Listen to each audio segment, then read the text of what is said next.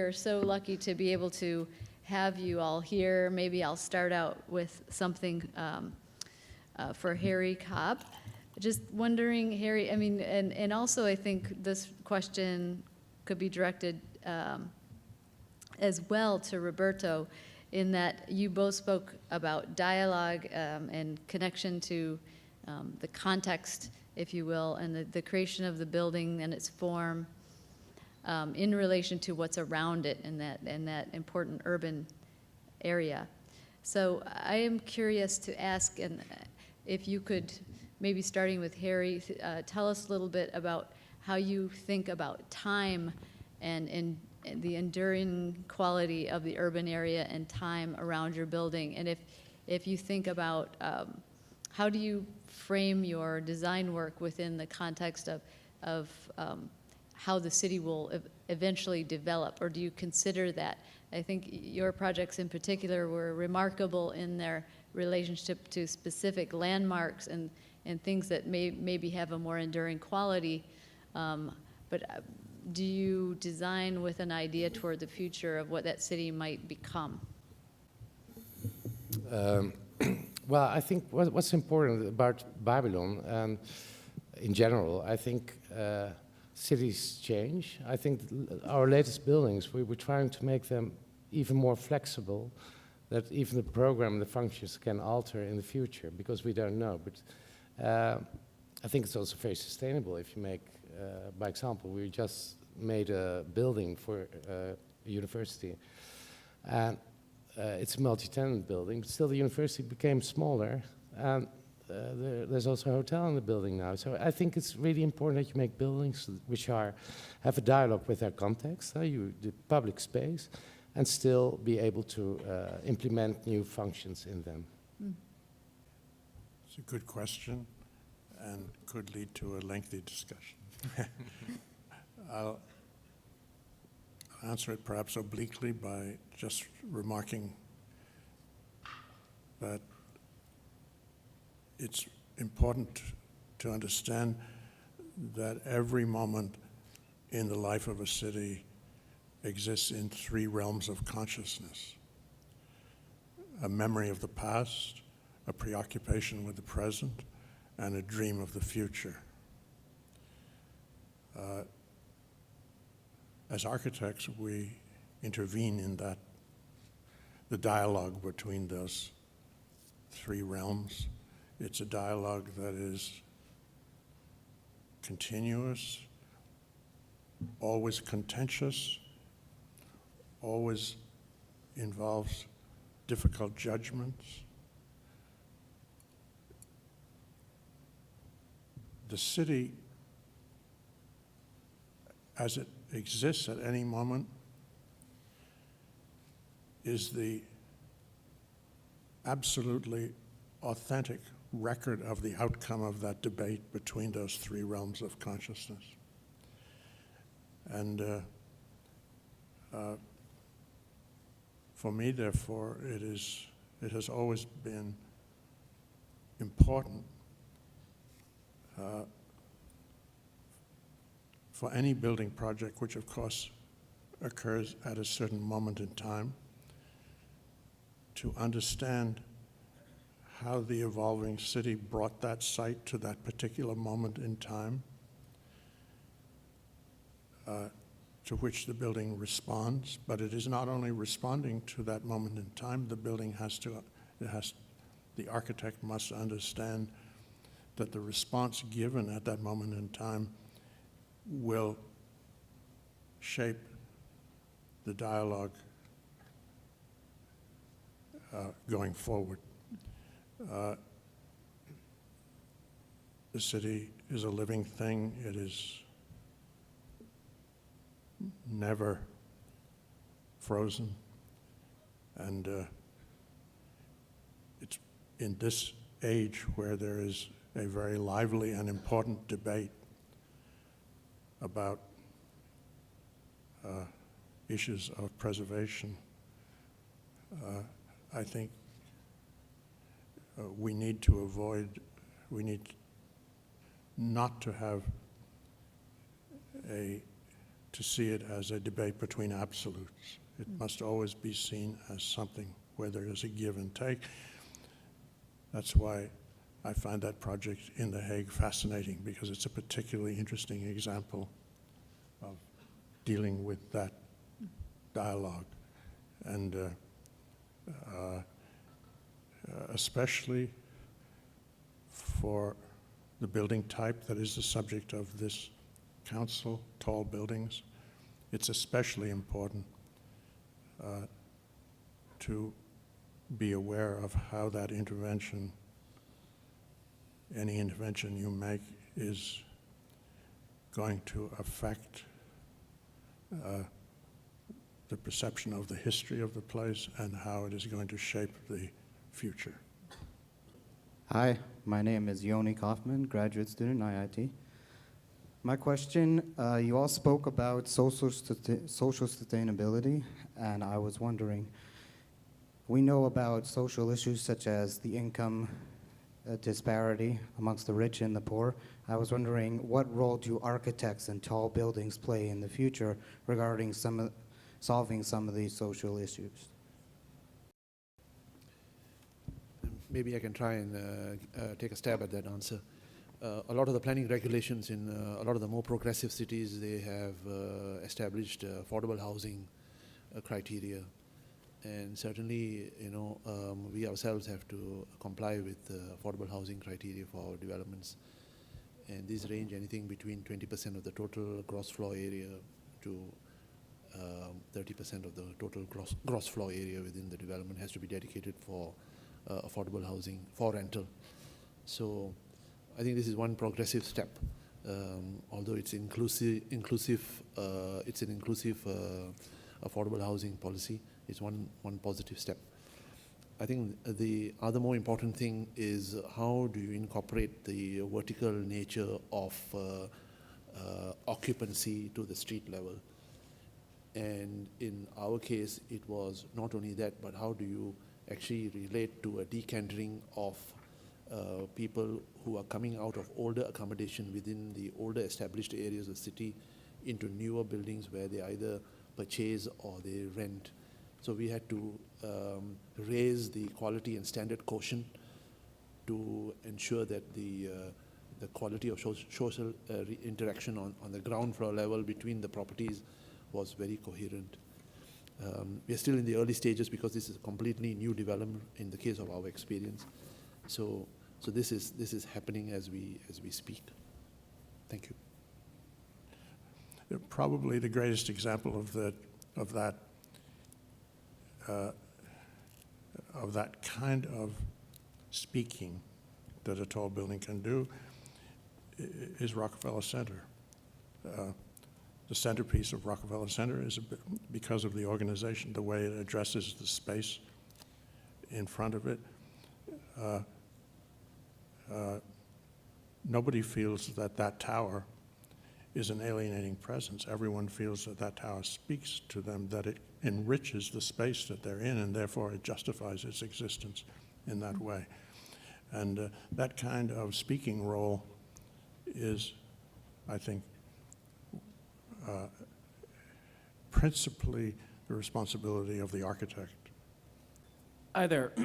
My name is Sean Orsini. My affiliation would be with Forio.com. It's an internet database where we index buildings, high-end, short, parks, bridges, and whatever else exists in the built environment all over the world. My question would be that with this back to the city movement that's happening really all over the world, but also really in particular in the US, as cities are densifying, we're seeing this issue of NIMBYism essentially serve as a roadblock to new developments, in particular tall buildings. What do you feel is the best way forward in neutralizing that NIMBYism and convincing these community groups that a new tall building is not only an asset to their neighborhood, but also their city? And additionally, is truly the best way forward as we design ourselves a more sustainable society for our future? Maybe BK, do you want to speak to that? You gave me the hard one. That's a difficult one. Well, particularly in our country, which seems to be increasingly dismissive of this disparity between the growing lower class and upper class, housing plays an integral part of that. And when we're out in front of the community in particular, they realize that densification and variety of housing types might help solve some of that.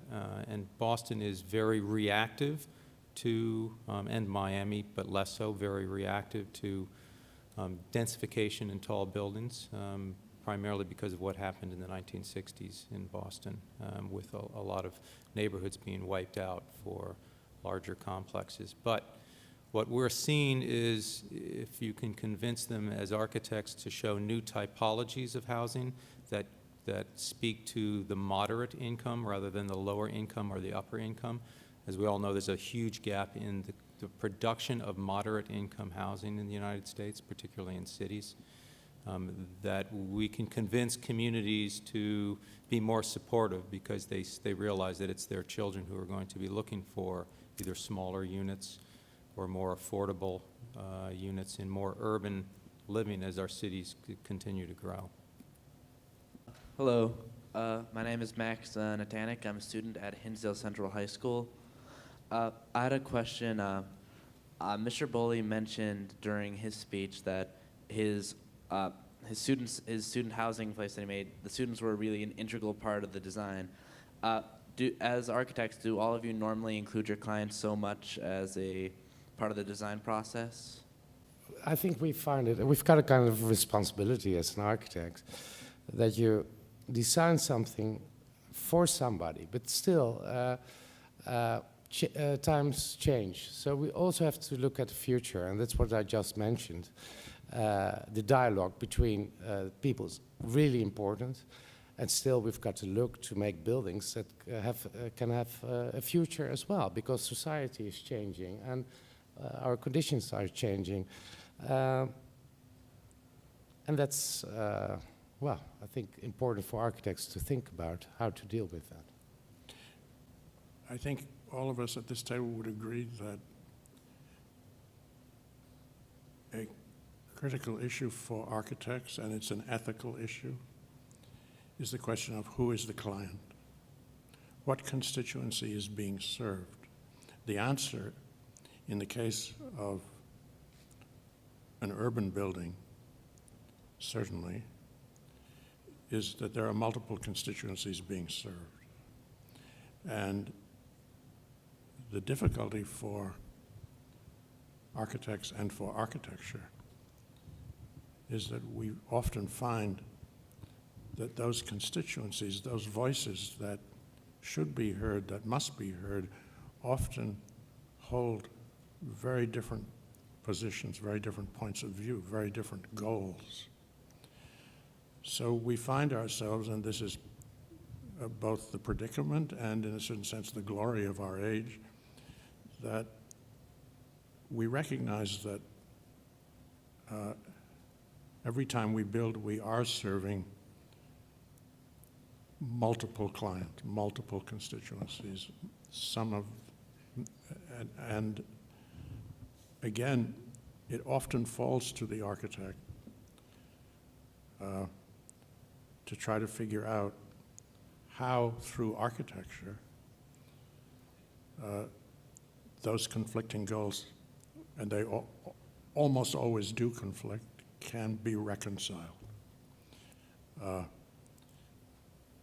I think it has always been, it's a characteristic of our age. It wasn't always the case. Architecture with a capital A historically served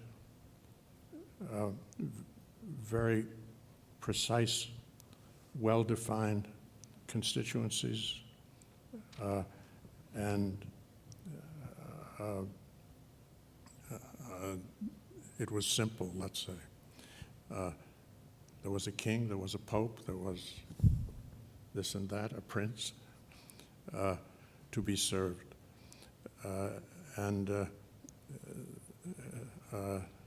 Now we can and must always recognize that the client is more than one individual, one group, And often it also falls to the architect to be the one who should help identify what those other constituencies are. I mean, the rise of sustainability, and here I'm talking about environmental sustainability, is a case in point. That's a constituency. It's a very broad one because it's the whole planet, but the identification of those constituencies and the reconciling of the conflicting demands of those constituencies is the most interesting challenge for architecture. I would love to hear an example that illustrates that conflict between the constituencies, and maybe each one of the panelists might have an example of something that they were designing or building that went beyond the immediate needs of, let's say, the marketing desires, and reached out to something or found a conflict of some sort between maybe their paying client and the client of the city or the client of the environment. Maybe starting with Harry. Oh, my. You brought it up, so we're going to give you the first shot. An example that comes to my mind is, again, in Boston, is the federal courthouse that was finished there about 15 years ago, which was fueled, if you will, as a project by the very strong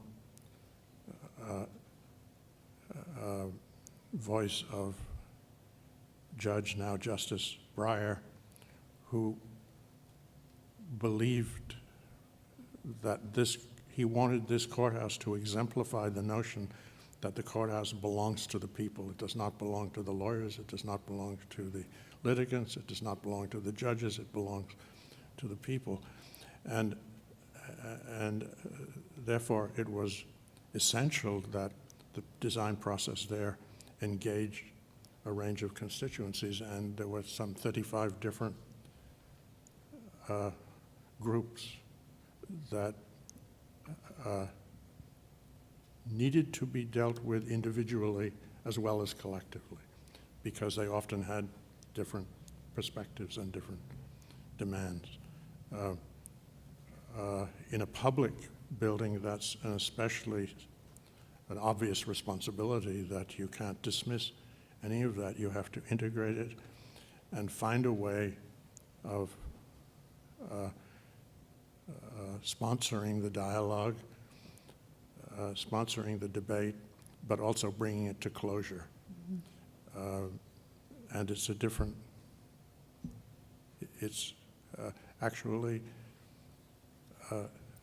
since I've spent part of my life in education, I would say that it's one of the shortcomings of professional education is that it doesn't, at this moment, sufficiently prepare young people to participate in and manage that debate in a constructive way. But it's architects need to enter into practice understanding that conducting and managing that debate is a central responsibility. So I showed you an example of how everybody can get what they want in terms of a vision for the project that is still strong and not diluted. Community, client, most people were happy with that project. I think that we have to change the way we practice. It's interesting that here at IIT they are unveiling a cross-disciplinary approach to design with groups. And every complex problem that not just architects look at nowadays, but everybody, whether it's science or anything else, is cross-disciplinary, and it's much more inclusive than it was before. So I would posit that if we're going to do a better job at creating urban habitats than we've done in the last 100 years, and I'm not saying we've done a terrible job, but if we want to continue to improve, particularly at the rate that cities are going to be built in the next 100 years, we should change the way we work. And it's not a Howard Rorkean approach anymore. with a single vision that is applied to a project. It's a vision that is authored by many people, still a vision, still design, which is our role, still very strong, but one that pulls people along as an urban experiment that everybody can take credit or responsibility for. We can't satisfy everybody. And it's really important that we've got the responsibility and the dialogue with a lot of people, but also looking in the future. People want to preserve and change. The world is changing, and we are the ones, I think, that that's our responsibility to have new concepts for which would last for the future as well. Yes, our emphasis has been quite simple. In carrying out designs for our developments, we demand a lot of discipline from the designers to ensure there's flexibility and adaptability in design. I could build a tower block, but that tower block for residential must be able to adapt to a service apartment or a hotel use in few years. Our ability to respond to market demand is really one major conflict that I always try to look for in resolving right at the design stage by bringing in the end users right at the onset. And this is through focus groups, and even the property managers and the facility managers who are often forgotten, they are brought right into the design stage so that the adaptability and the flexibility is created. Thank you.